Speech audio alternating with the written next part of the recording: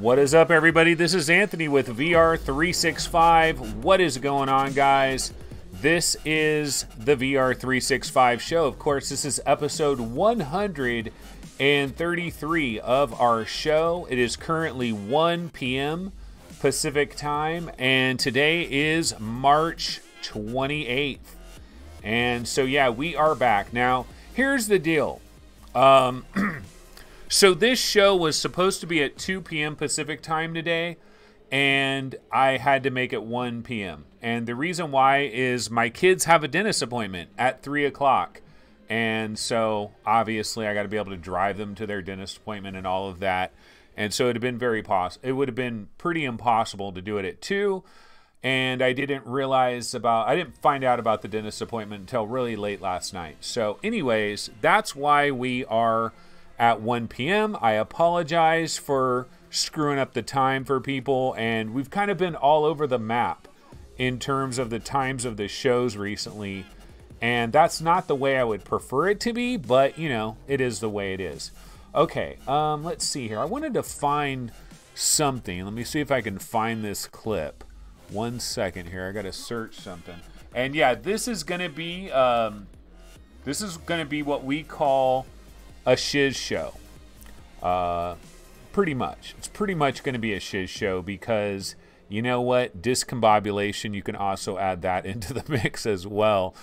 Because I'm not really ready to do this, but I got to go ahead and do this. But you know what? Let's start off with our lead story of the day. Oh, also, one other thing I wanted to mention, folks, is I am going to be giving away 3, count them, 1, 2, 3 codes. Okay, my hand's over here. 3 codes for Final Assault, for the PC VR version of Final Assault. 3 different Steam codes I will be handing out over the course of today's program.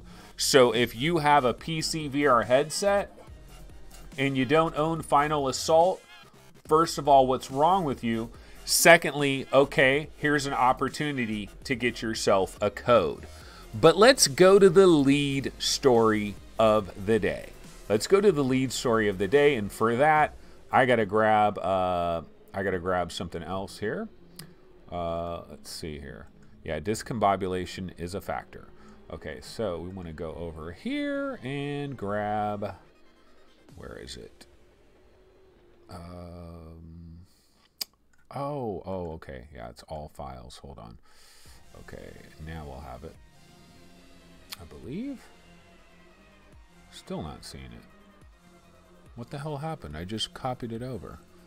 Oh, it has a 5 in front of it. That's why. Okay. Finally. Sorry, guys. Sorry for this. This is not the way you want to start off. But yeah, the lead story of the day, Nostradamus Jr. Nostradamus Jr., baby. That's what they call me. I mean, I'm famous worldwide, not just nationally, but internationally. Nostradamus Jr. I make predictions, and my prediction rating is about 99.5%. Well, you know what? My prediction rating might be dropping a little bit because one of the things that I did say, and I was very emphatic about this, not only did I say it, I've said it to you guys, I've said it to people on like VR Roundtable and everything, but I also said it on MRTV show.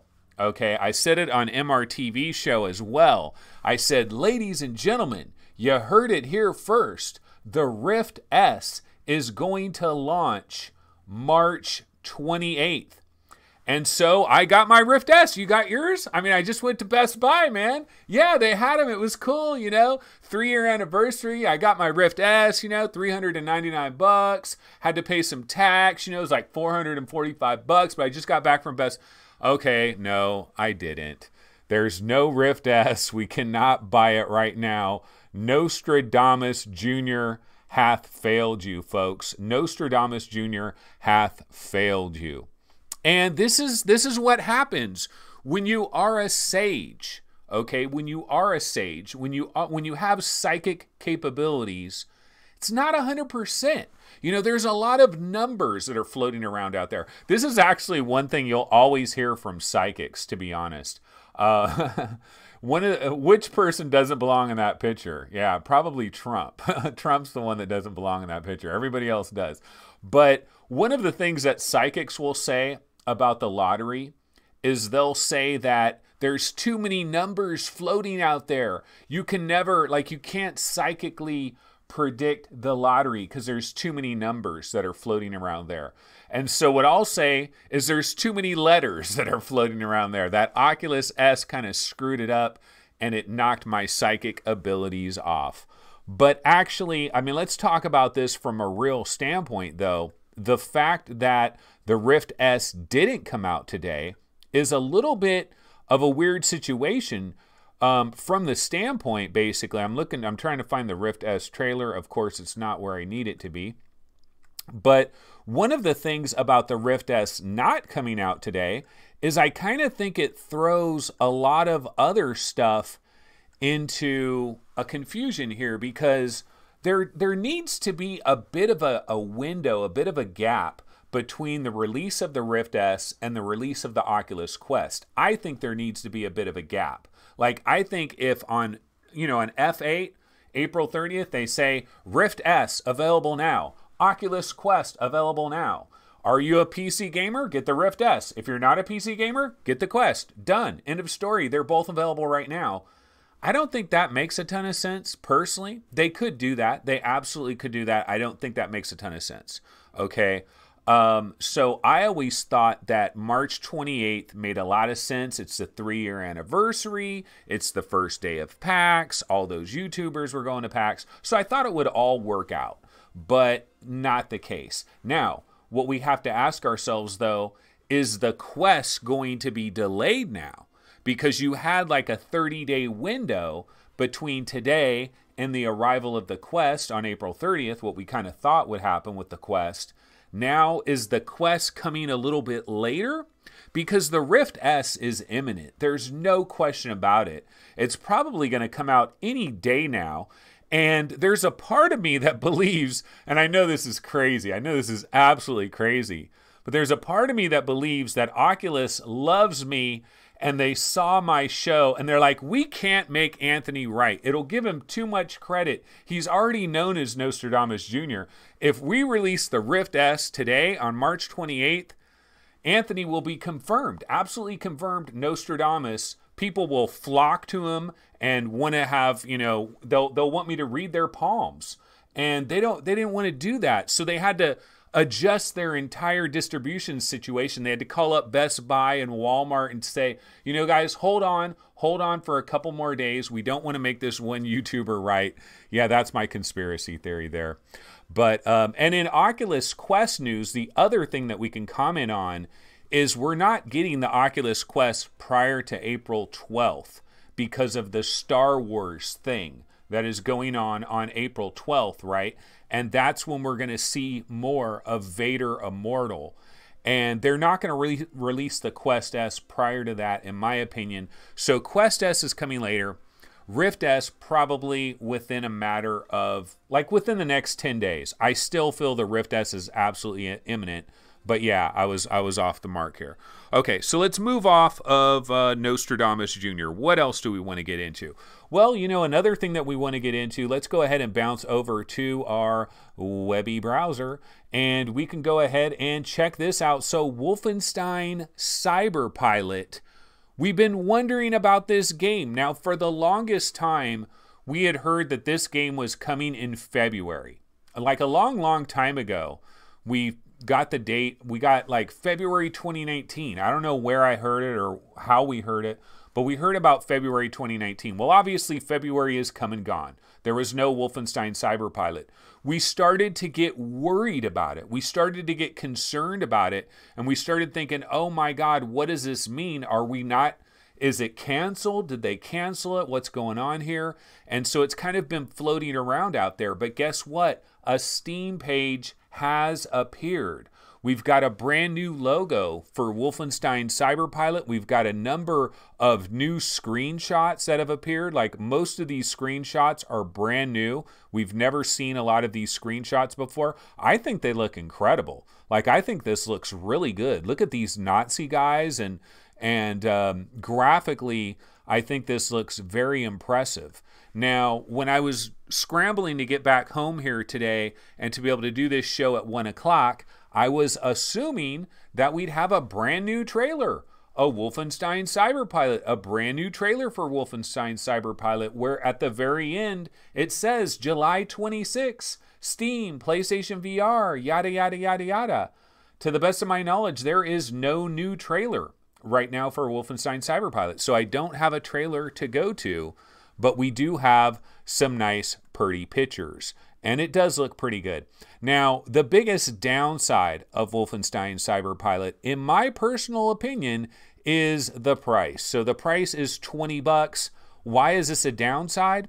It's a downside because it lets us know that this is a very specific experience that is a small experience.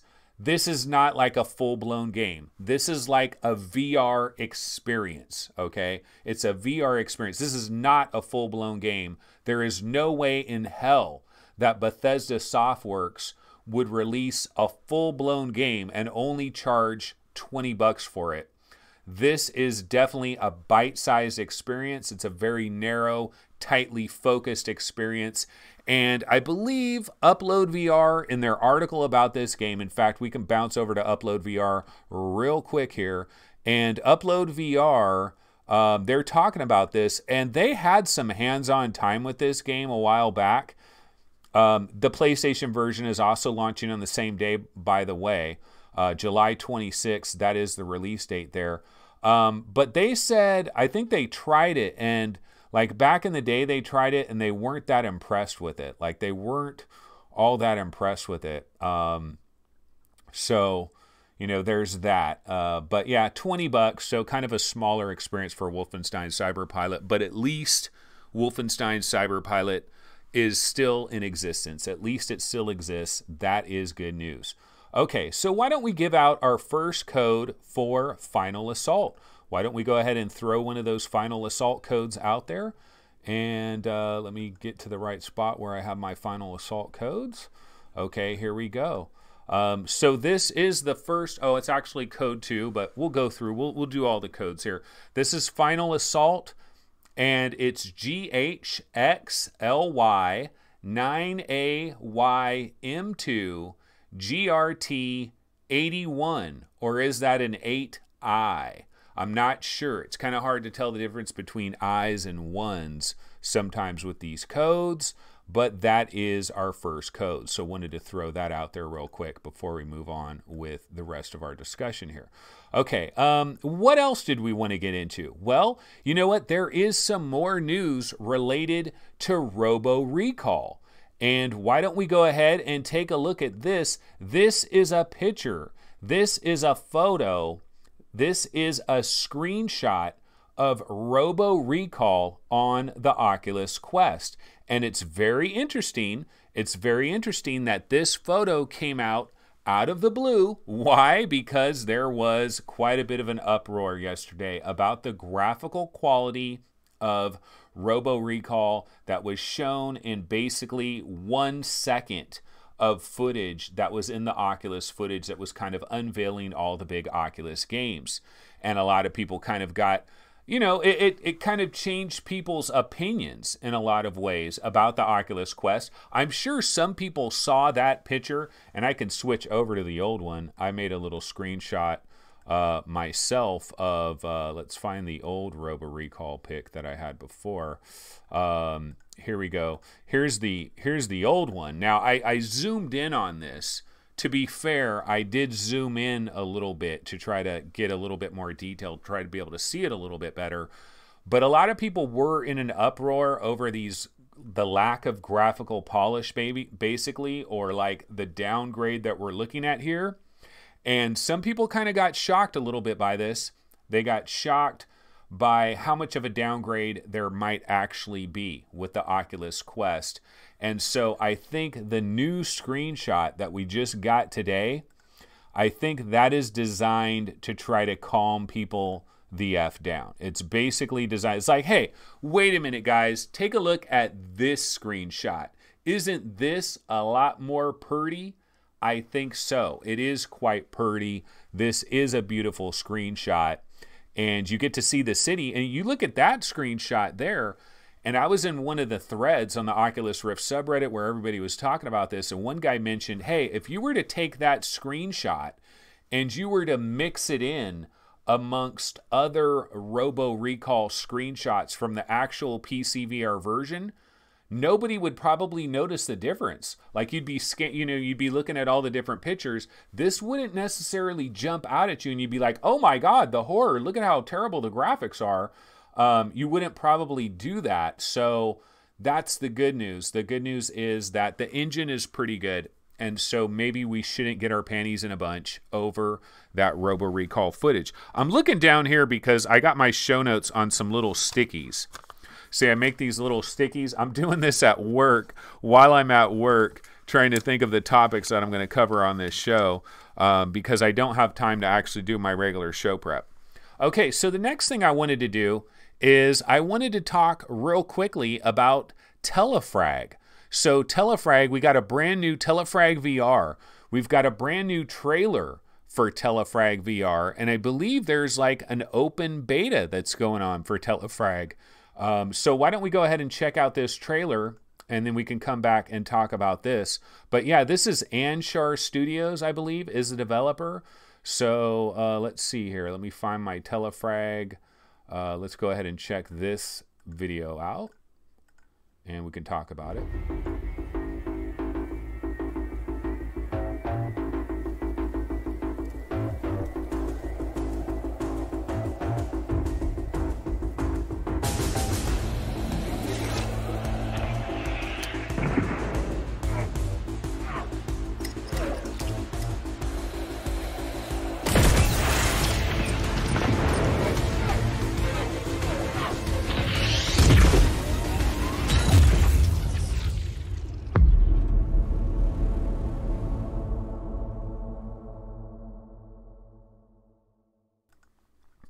Okay, so that is Telefrag VR. We've got a very short little teaser here. I do like the graphical designs, the backgrounds that are going on here. It's kind of got this Roman dystopian kind of an interesting thing here in terms of Telefrag VR. And so we can go ahead and bounce over here. Let's bounce over to the Steam page for Telefrag. And so here we are. This is Telefrag VR. And yeah, you can jump into the Telefrag VR beta. Just install the game. It's ready to go. Go ahead and jump in it. It is out there. And we can take a look at some of these screenshots. We've talked about this game before, and it's got an interesting look because it's kind of got this like Roman Greek kind of look, but also in the future. It's like future Roman Greek, very interesting art style. Absolutely a very, very interesting art style that they got going on here. That is Telefrag VR. The beta is active. You can go ahead and jump in it. I have not checked it out yet. It says, warriors from the most distant part of the world, join open beta, fight on the arena, annihilate your foe, and claim unique skin for your hero. Our first global tournament starts today, March 27th, and will end on April 10th. Prepare your VR equipment and join our PvP arena.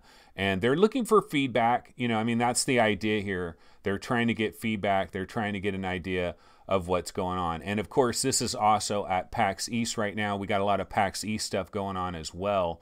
But going back to the store page here, it looks like Telefrag VR, like the full version right now, is scheduled for June 2019. So that will be hitting around June 2019. Okay, we actually got a key for this. VR Roundtable did. I don't know if we got like an advanced beta key, and I forgot about it because they gave it to us so far in advance. That's one of the things. Sometimes when you get advanced keys from these games, Like sometimes I think they give it to you way too early, and then it's like, you know, oh, I can't talk about this game until like 2.5 weeks from now. So you end up forgetting about it. And then you're like, oh yeah, I could have played that game and I could have told you all about it, but I freaking forgot about it. So a note to devs out there. The best time to give your game to somebody is maybe like 3 or 4 days before, not like 3 weeks before. Unless it's like a huge RPG and you need the person to really sink their teeth into the RPG. But that is Telefrag VR. It is out there. It is available. Okay, one thing I did want to do really quick here is I want to talk real briefly about Final Assault VR. I'm not going to talk too long about it. Apologies to Phaser Lock Interactive. They did hook me up with several keys to give out today. And normally what I would do, like what I would have liked to have done prior to today's show, is I would have liked to have played a lot more Final Assault, like either last night or today, right before talking about it, and then have that fresh experience in my mind and like really get deep into the weeds talking about Final Assault. But I unfortunately didn't have time. I just didn't have a chance to get back into Final Assault before today's show with all the chaos and everything that's going on. So apologies to Phaser Lock Interactive. I will tell you this, I'm definitely going to be back in this game and playing it in a major way. I love this game, what I have played of it. What I can tell you guys about is the beta version that I was in a little while back.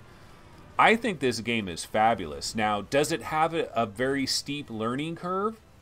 Kind of. It kind of does. It has a pretty steep learning curve. Like, if you expect to jump into a game like this and be up and running and know exactly what you're doing within about 25 minutes, it's gonna affect, you know, this isn't the game you're looking for. You're gonna have to spend some time with this. You're gonna have to get a feel for this. And I'm not an RTS guy in the first place, but this genre is just so tailor-made for VR. Every RTS that we've had in VR has been pretty outstanding. We have, let's see, well, obviously, you know, Brass Tactics. Brass Tactics is kind of the poster child for RTS and VR, and it does a great job of introducing people to the RTS genre and kind of giving them a very comfortable way to kind of get a feel for RTS and understand how it all works and everything.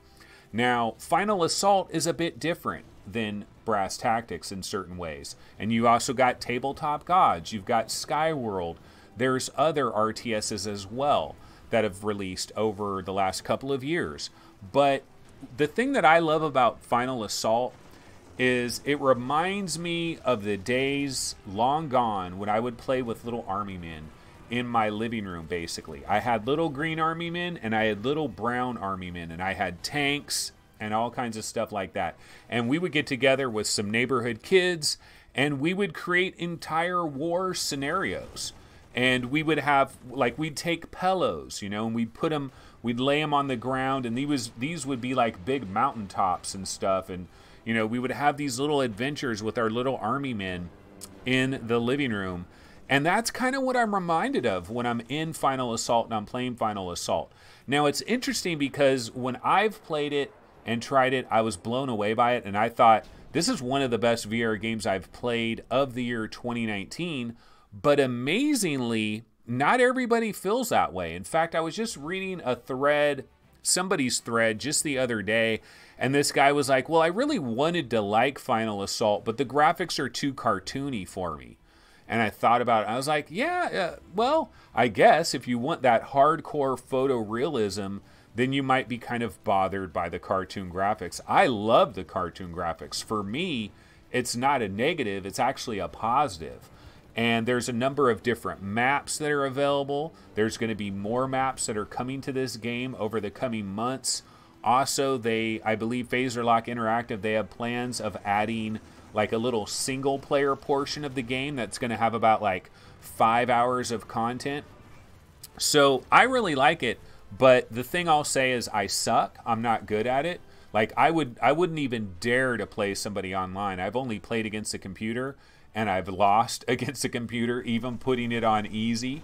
And what I started to realize, though, see, what I was doing wrong is you do have to follow these lanes. Like, there are these lanes that you want to dial your troops, and you dial your artillery and your tanks and everything like that. And then also with your planes, you'll have little guys that are on the ground, and you want your planes to basically do a dive bombing run on these, on the enemy, on their basic infantry that's like headed towards your base.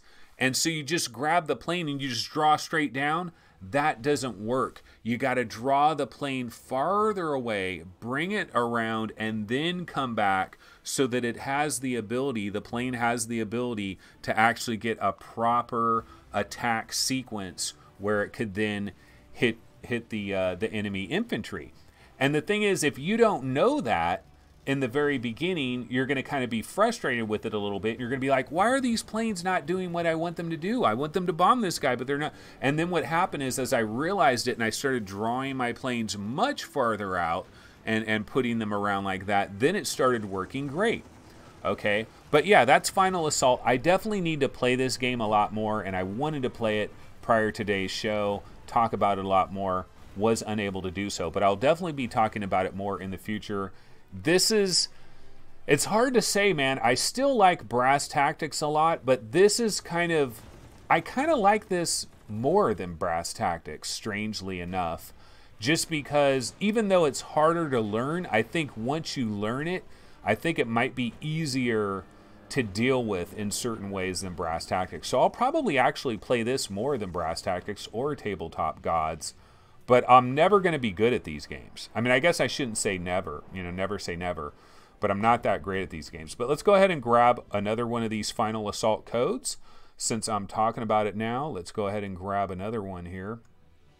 And let's go ahead and grab this one. Okay, so this is our first Final Assault code that I was supposed to put on the board first. Now, I'm not sure if that is a 1 or an I, but then we have YNHQ. We've got Q, and we've got another 1 or an I, Y2L, YJ56N. So that is another Final Assault Steam code. And let's see what some people are talking about in chat. Crunchy says, yes, more top-down games.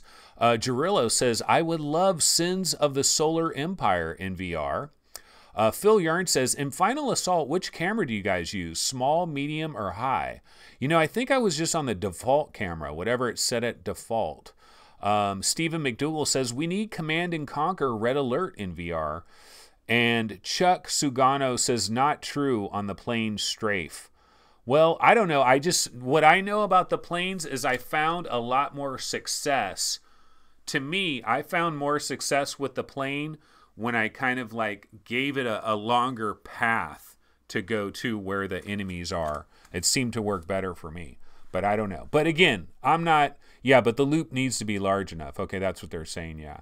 I'm not an RTS expert. Like this is a genre that I would never have messed with other than the fact that VR changes certain genres.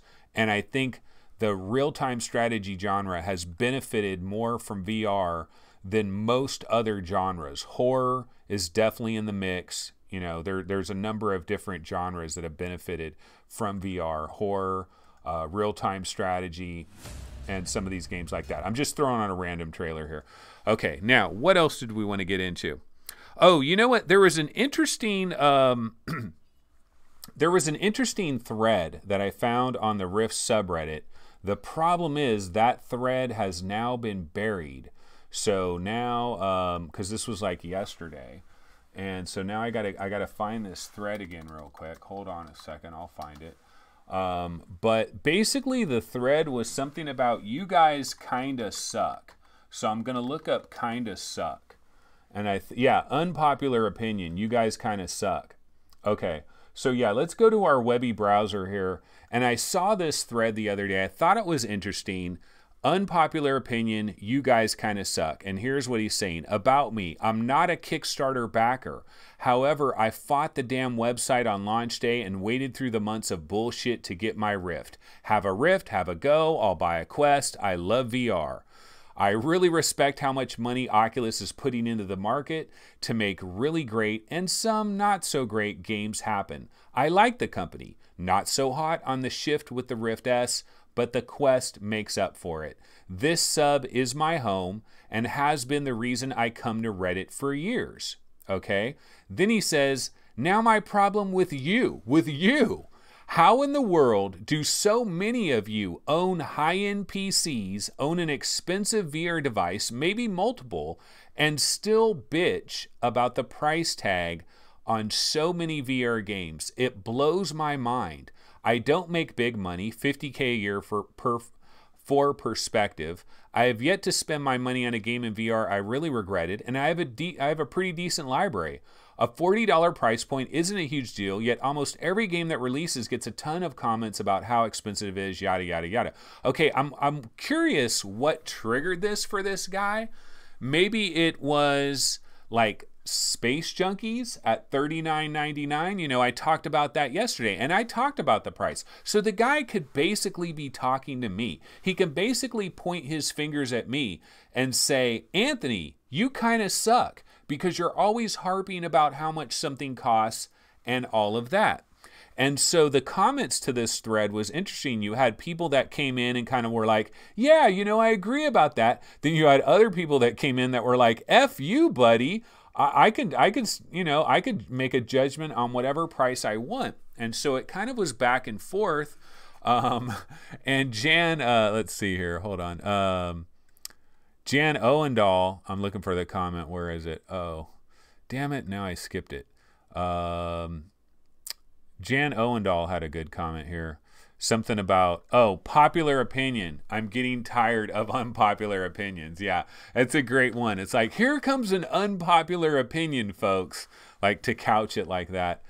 But the thing about pricing, it's a hard nut to crack. One of the things that I don't like, though, I hate the fact that somebody assumes because you have a VR headset, you're making $300K a year. Like, that is a dumbass assumption, okay? I know people that are making like $30K a year that have a bigger TV than I got, or they have like a really nice sports car or something. People spend their money on different things.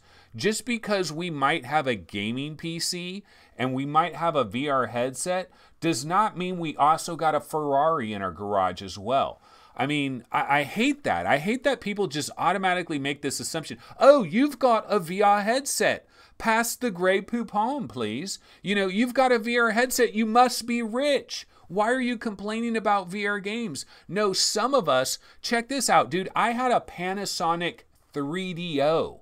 Back in the mid-90s, I had a Panasonic 3DO. It was only available for maybe 5 or 6 months, and I bought one, and I was not rich. I was, in fact, the opposite of rich. I was eating freaking macaroni and cheese and like microwave burritos. That was my freaking gourmet meals that I would have. I pinched every little penny, and I got myself a 3DO, but I wasn't rich. So I'm sick of this assumption that if you got a freaking VR headset, you're rolling in dough. That is bullshit. No. I dislike that assumption. Also, bottom line is everybody's going to make their own decision about pricing. It's a personal decision. Let people have their own decision about pricing. If people want to bitch about pricing, let them bitch about it. This is the reality. You put something out there, you're going to get some people that bitch about it. You're going to get some people that like it. You're going to get some people that are cool with it. And let all of us like do our own thing. What I'll say about pricing in terms of like bitching about prices, objectively, I mean, yeah, we all have our own takes. We all have the amount of money that we have. The other thing too is, even if you do have a good amount of money that you're working with here, you might be saving that money up for a brand new video card, for a 2080 Ti video card. And so you don't have money to throw $40 at every other game that's coming down the pipe because you're saving money for that 2080 Ti.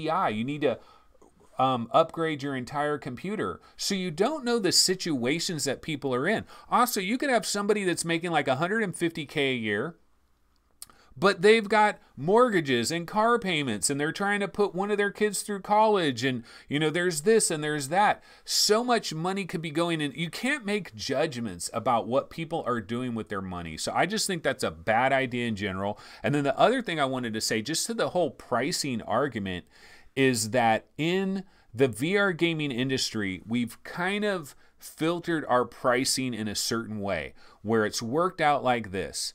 If you're a high-end game, if you're going for full pop, it's $39.99. Like very, very few games are going above $39.99. The only games that go above $39.99, Skyrim, Fallout 4 VR, maybe LA Noire, the VR case files, like when it first came out, I think that was like $49.99. You don't have very many people jumping above that $39.99 price. And then you drop down to $29.99, kind of your mid-tier. And then you got a heaping helping of a lot of games that are $19.99 and under. And at every different pricing tier, it's a different kind of a subconscious, unconscious thing that goes on in people's minds. Like when I see a game that's priced at $19.99, I think, oh, wow, that's really affordable. Like, for example, Wolfenstein Cyberpilot, perfect example. I actually get worried, though, when it's $19.99 because it seems almost too cheap. But then you see something like Space Junkies and you're like, wow, $39.99 for a multiplayer-only game? But you know what? No one's putting a gun to the head of any of these companies and forcing them to price them the way they're pricing them. These companies are making educated decisions. They're doing what they're doing, and they're going to live and die by their pricing. So let's see what some people are talking about as far as pricing here. Conrad Lawrence says, we have no money for games because we spend it on hardware. Gaming in Still Life, he got the Jaguar instead of the 3DO, and he's crying because dude, the Jaguar was awesome. The Jaguar was awesome. I loved Cybermorph. Cybermorph on the Jaguar was freaking awesome, and people to this day shit all over Cybermorph. I think Cybermorph was great. Okay, Jarillo says, I have money for VR games, Conrad. I'm just tired of VR tech demos for 20 bucks. Okay, and Phil Urine says, I had to do the unmentionable to get my PSVR. Okay, we don't want to know what the unmentionable was. Singularity 5 is 50% off on Steam and Oculus. I feel bad that I waited for such a sale to buy it, which I've done today. Oh, so is it like $5? Because wasn't Singularity 5? Let me look up Singularity 5. Singularity, yeah, $4.99. Wow. Okay, you know what? At $4.99, I can kind of get behind this game. I actually should go back in it and play it, because ever since I played it that first time, I've never gone back in it.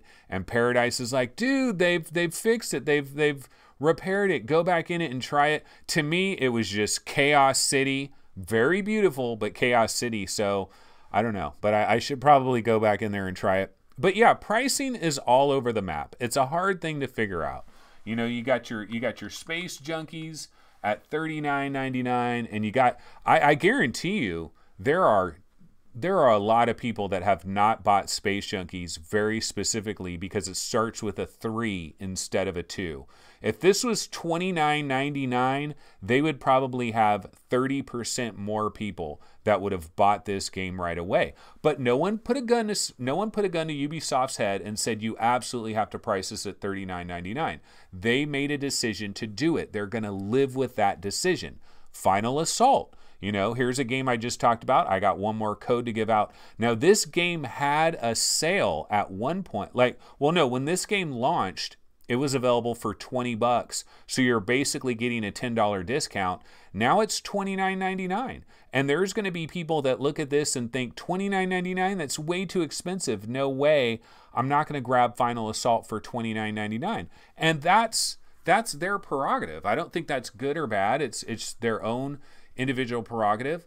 Do I think it's priced too high at $29.99? Well, not when they add like the single player mode and they have all these other maps and everything, but maybe for what they have right now, for certain people that might be too much.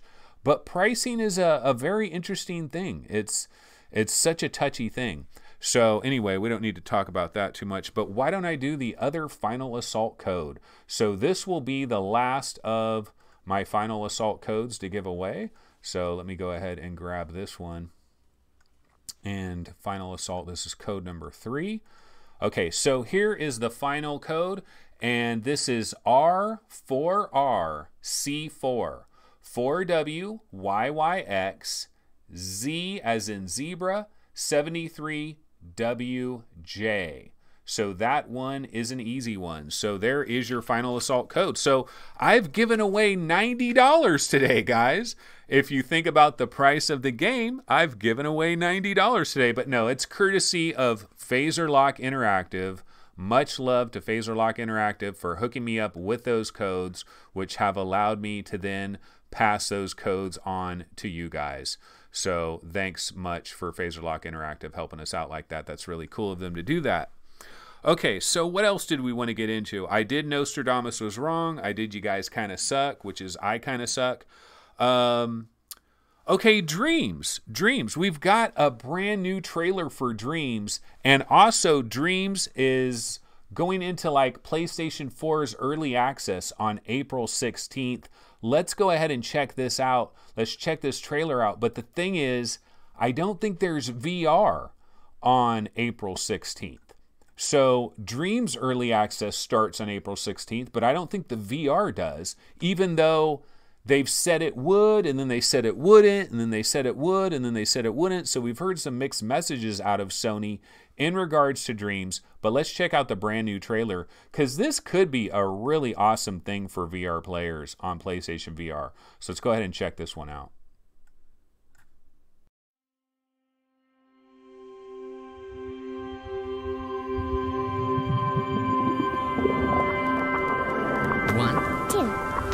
Dream. At Media Molecule, we want you to do more than play games. We want you to be part of them. That's why we are making Dreams. A platform where you can create anything you can imagine. Then share it with the world using just your PS4.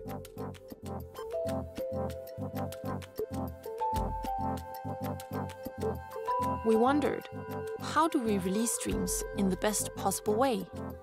We decided to give a limited number of creators a chance to make things before anyone else, to try new features and give us feedback that will help shape the final Dreams experience. We call this Creator Early Access. Exciting, inspiring, and learning from a limited group of Dreams evangelists. During Early Access, you'll get your hands on all the powerful creation tools that Dreams has to offer. You can create anything you can think of. We'll teach you how to use Dreams with a whole bunch of interactive tutorials. You'll be able to design your own games, compose music, sculpt and design characters, all within Dreams. We'll give you remixable arcade games that you can experiment with and build on. Or, if you prefer, you can break them apart to see how they work. We'll inspire you with galleries of beautiful artwork and minigames, which showcase the endless styles and possibilities of Dreams. And when you're done, you can share your creation with the rest of the community and collaborate with others on something new. Join us as pioneers with infinite worlds to create, discover, and share. Dreams Early Access goes live on April 16th. You can buy it on the PlayStation Store. Limited spaces will be available.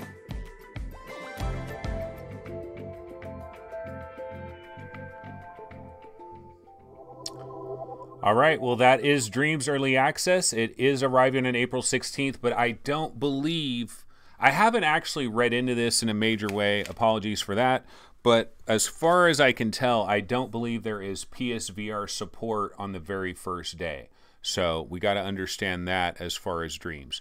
Okay, now, one other thing I wanted to get into here is let's go back over to our webby browser. And I wanted to talk about this for a second. And I was going to talk about this yesterday, but we had so much other stuff that hit that I decided to pass on this. But Epic Games CEO Tim Sweeney was talking about AR, and he was talking about how we're going to need very strong privacy protections, and he was talking about a lot of other stuff about VR and AR. And so he has a quote that I wanted to read because he spoke for nearly 2 minutes about how he's viewing VR and AR. So he says VR and AR will transform the future of entertainment, and Epic is investing heavily in it. A lot of our investment is in the enterprise side, where customers all over the world are doing amazing things to visualize products and do virtual production on movie sets and other things like that. I think our recognition now is we're still, despite a lot of the early hopes, we're still sort of in the Palm Pilot phases of this resolution as well. We're in the Palm Pilot days of resolution as well. But we're in the Palm Pilot phases of this revolution rather than the smartphone era. So we're investing heavily, but it's going to take years before it develops into a market that changes the world for everyone.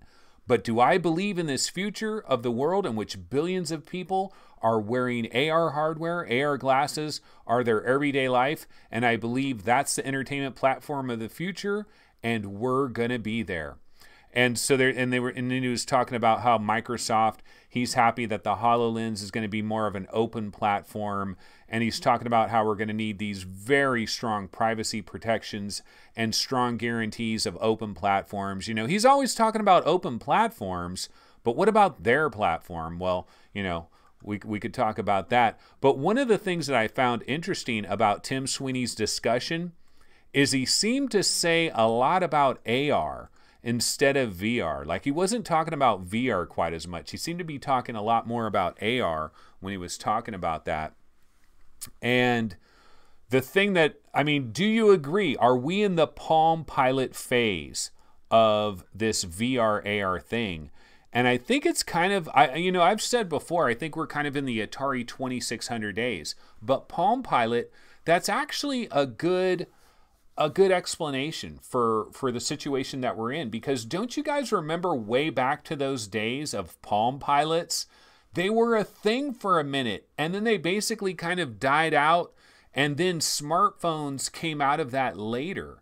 And so it was kind of like a stillborn thing, and it took a while for smartphones to come out of that whole Palm Pilot era. And I do kind of agree with that. You know, it is going to be a bit of a slow burn, but Epic is heavily involved. They're in there. They're working on VR and AR. And, you know, they're doing Robo Recall, of course, for Oculus. We saw the new screenshot today. It does look a little bit better. And but I just did want to highlight that. And he's talking about the privacy protections. I think what he's talking about there mainly is related to eye tracking and the fact that they're going to know in this AR future, they're going to know what we're looking at, and they're going to know how long we're looking at it. And the amount of data and information that they can glean off of that about how we are as people is going to be a bit scary.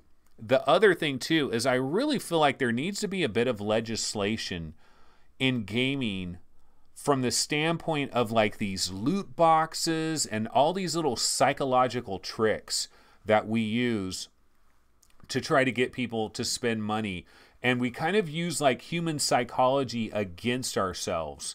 And I think that needs to be legislated, man, because they're messing with kids in a major, major way with like these loot box systems that they're creating. They're basically like using gambling psychology on little kids to get them to spend crazy amounts of money. And it's just not ethical at all. And I think the government almost needs to step in at some point. And then as we get into like AR and they start analyzing where our eyes are going and all of that, and then combining it with these loot boxes techniques and everything, it's going to be kind of crazy. But just wanted to mention that really quick. Okay, why don't we go ahead? Let's see. We don't have a lot of time left because I do got to get out of here. I got to get my kids to a dentist appointment. Sorry for this show. Not a lot of prep. My bad. Definitely no question about it. Let's go back to our Webby browser here. And let's see, where do I want to go now? Well, why don't we just go back to Upload VR? Oh, okay. So Jason Rubin, this is in the news, right? And there is a video out there where Jason Rubin has talked to Ben Lang from Road to VR, and I think it's an awesome interview. This is a really good interview, especially for everybody on the Oculus Rift subreddit that was in such a kerfuffle over this last 2 weeks about the Rift S, Oculus Quest, IPD adjustments, all of these different things. Jason Rubin answered a lot of those questions in this video. And I think there's some other interviews as well, but the one that I saw was Ben Lang. Now, I'm not going to talk about his answers to all of these questions right now, because what I want to do is I actually want to take that video and I want to slice and dice it. And I want to get the key comments that he's talking about. And I think it's a very interesting interview. And I just didn't have time before today's episode, so I'm going to do it on Friday's episode. I want to break this down because I think he gives us an insight into the mind of Oculus Rift and where Oculus is going as a platform and what their strategies are as a platform. Because I think we see a few things that happen here or there and we start making these assumptions about, oh, they've written off PC VR gaming. They don't care about PC VR gaming. It's all Oculus Quest all the time. PC VR is like a nuisance to them. You know, we've made all these snap decisions. And I think based on the way Jason Rubin answers a lot of these questions, I think you get a better idea of what they're dealing with. Because with all of these VR headsets, it really is trade-offs. It's trade-off central. That's what it's all about. It's like, yeah, you can give somebody this, but then it affects that. You can give them that, but then it affects this. And you've got to understand all of this stuff. And I think he answers a lot of these questions masterfully. And it's a great interview. And so what I'm going to do is I'm going to have a special feature on tomorrow's show where I'm going to try to break that interview down and take the key concepts that are in there and kind of dial into that. So I'm going to do that for tomorrow. Didn't have time for today. Let's see. What else can we talk about? That's most of the stuff that we have here. Let's see what's going on at Road to VR real quick. Let me go ahead and refresh this. And yeah, that was the interview with Ben Lang. So you can hop over there to Road to VR and check that out. Wolfenstein Cyberpilot. Yes, it is coming. I believe July 26th, I think, is the date. It is hitting Steam. It is hitting PlayStation VR all on the same day. We've got a ridiculous number of Oculus Quest games that were confirmed yesterday. In fact, Upload VR has like every Oculus Quest game that has been confirmed listed out. And so they've got all the games that have been listed out: Journey of the Gods, Moss, Job Simulator, Vader Immortal, Tokyo Chronos, VR Kart, Space Pirate Trainer. Is that an actual video from, is that like an Oculus Quest video of Space Pirate Trainer? It's the first I've ever seen that, if that's what it is. That's kind of cool. I haven't seen that before. Shadow Point, Drop Dead Dual Strike Edition. You know, so many games announced. One question that we could actually ask, and I've postulated this myself, is there such a thing as too many games? Can you have too many games at one time? And I think you can, because I think when you launch a brand new system, I think about 25 games is a good number, and then you start sprinkling more games out as the weeks go by. I'm not so sure about this idea of just bombarding people with 50 different titles or 50 different games, because that's what Oculus has said over and over again. We're launching with 50 games. And I think they said games. I don't even think they said titles. And so that's like a lot. Like how, I don't know, it's to me, like if I was a developer that had a game on Oculus Quest, I'd be like, you know, you might be kind of like overdoing it and like throwing too much at people, because I go back to the early days of Xbox 360. Do you guys remember the very early days of Xbox 360? Way back in like, what was it, November 2004 or 2005 or whatever, when the Xbox 360 first came out. I got one right at launch, and it was a really interesting time, because everybody that got an Xbox 360 at that time, we all kind of bounced from new game to new game to new game. And it was like this shared experience. It was this shared community. It was really cool. There wasn't like 100 games available right away. You know, there was like a launch of like maybe 22 games or something. And then each week there would be a couple of big games that would come out. And it was like the entire Xbox 360 community back at that time was hopping from game to game to game. And it was like a shared experience. It was really cool. I remember that. I have fond memories of it. And there's a part of me that worries like it's almost going to be like a game avalanche on the Oculus Quest. And I think Oculus needs to be careful with that. I don't know. You know, it says, okay, the Dark Lord might as well be talking about Facebook CEO Mark Zuckerberg's broader hopes for Oculus Quest. Facebook is planning at least 50 titles for the system's launch, at least, with more throughout the year. The trickle of game releases confirmed for the system is turning into a deluge, and we're confirming many of the titles planned for release on Quest in 2019. So I wonder if it was titles. If it's titles, that's better, because then that means like VR chat, big screen beta, and like a lot of like non-game stuff can be mixed into that total 50. And then I think it's maybe not so much of an avalanche, but like 50 games, just being hammered by 50 games, it is almost too much, I think. Oh, the other thing I wanted to talk about too is going back to yesterday's show. One of the things that I was talking about the great Oculus dilemma, right? The Oculus Quest dilemma.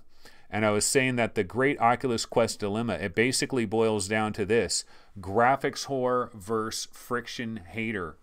And the reason I brought this up is because we did get the new videos, and it did look like Robo Recall was quite watered down. It even looked like Moss was a little bit watered down. And, you know, some of the other games seemed quite watered down. And I started to get worried about the Oculus Quest and like, man, is this thing really going to live up to it? But you know what? After having another day to think about it, one of the things I've thought about this is there's a difference from watching videos on YouTube. And I'm not talking about the compression, because a lot of people were talking about the compression of YouTube videos, that we cannot judge Robo Recall with like the YouTube compression and all of that, that we need to back away off of that.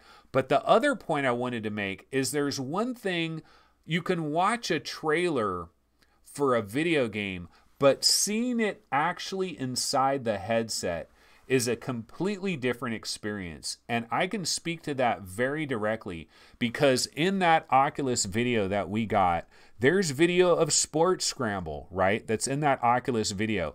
There's video of Beat Saber. Let me find that Oculus. I'm going to throw this Oculus trailer on again. Okay, so in this Oculus trailer, there's video of Sports Scramble. There's video of Beat Saber. There's video of Dead and Buried 2. And I played all three of those games. I played them myself. Like, I played this. I played Beat Saber. I played Sports Scramble. I played Dead and Buried 2. And I played it on the Oculus Quest. And they don't look very impressive in this video, but I played them in the headset, and you know what? It looks good when you're in the headset. It looks vibrant. It looks crisp. It's colorful. So I'm kind of backing off my previous point where I was like, I don't know about the Quest, man. I don't know. The graphics horror me is kind of snickering and laughing at it. And I'm kind of debating, like, should I really do this? Should I really buy a Quest? Is it just going to sit on a table somewhere? I'm hardly ever going to use it because the graphics are so lame.